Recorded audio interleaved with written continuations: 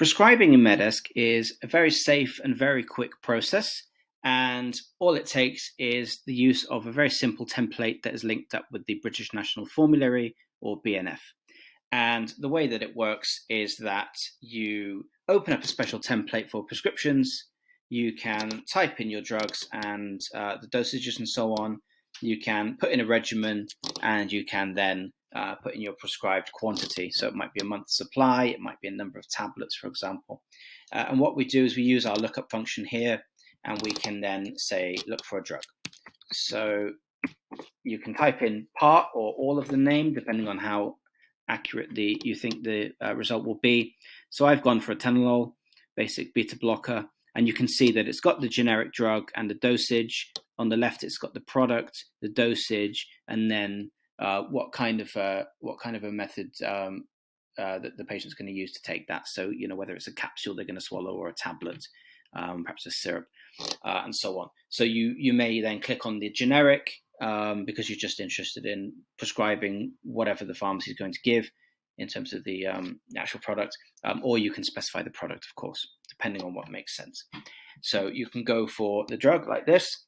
You can then say perhaps, take one tablet twice a day, and you could then say prescribed quantity, 3 months supply, something like that. What you'll then want to do is perhaps put an end date for that prescription, so it's not valid beyond a certain time.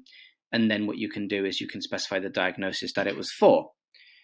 Now, in a previous video, I was looking at diagnosis, and I would have chosen asthma just as an easy one. But of course, you're not going to do that in the case of prescribing atenolol. Not going to be related. So we are going to go for hypertension. I don't want to make a video where we are showing drugs that are, definitely contraindicated in that given situation. So we'll go with primary hypertension. We'll say it's the first diagnosis. If a person's just got high blood pressure, you're going to start them on a basic beta blocker, see what happens, see if it helps, and then you can complete your appointment. Now, obviously, at the same time, you'd complete any surrounding notes, but we're just going to look at prescriptions today. And you can see that you've got your notes here in a basic format, just in the way that we entered them. And then down here, what you've got is some print documents. So in our case, we've got a prescription. So it's a private prescription. And you can see how we can put your logo on here. We can put your contact details. Essentially, it's a letterhead. We've got the notification that it is a private prescription. We've got then some patient details that are taken straight from the patient record. We've got some information surrounding the drug that's been supplied, the end date of the prescription, and also the diagnosis that the prescription is for. Furthermore, you've got the name of the practitioner who is actually prescribing at that time, and of course that will change depending on who's logged into Medesk. There's space for a signature, which you could have a digital signature in here, just copied in automatically depending on who's actually made the prescription, or you can leave it blank for a wet signature as well. And then with the GMC number down here, of course, that will reflect, again, whoever's logged in. So if Dr. Joe Bloggs is logged in, it will be his or her GMC number there as well.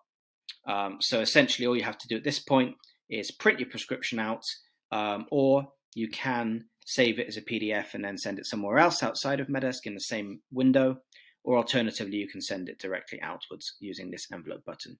You pick your attachment, and then you can write an email.